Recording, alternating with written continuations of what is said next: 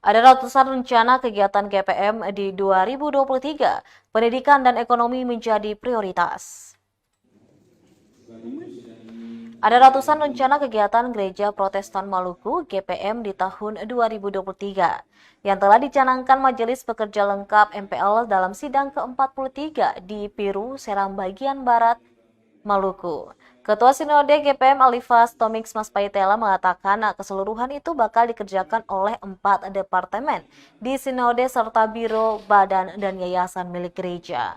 Dari ratusan kegiatan itu, lanjutnya pendidikan dan ekonomi menjadi prioritas.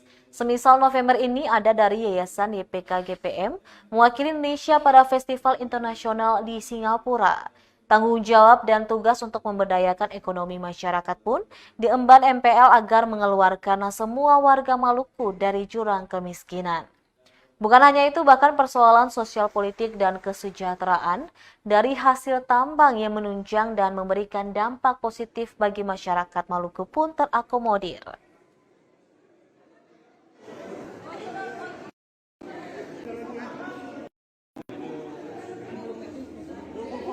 Selain pengembangan GPM itu ya total jumlahnya ada sekitar 79 program, ada 100-an lebih kegiatan yang akan kita laksanakan.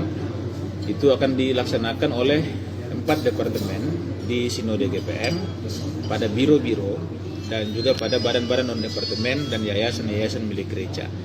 Jadi tugas-tugas itu yang akan kita laksanakan melalui staf di Sinode GPM sepanjang tahun 2023. Pak, pendidikan, sekaligus saya memberi informasi bahwa ada 10 anak dari Sekolah YPK Gereja Protestan Maluku yang akan berkompetisi pada Festival Internasional Peneliti Belia mewakili Indonesia di Singapura pada bulan November ini, dan itu salah satu hal yang turut menjadi perhatian di dalam MPL ini, selain pada tanggung jawab pemberdayaan ekonomi masyarakat.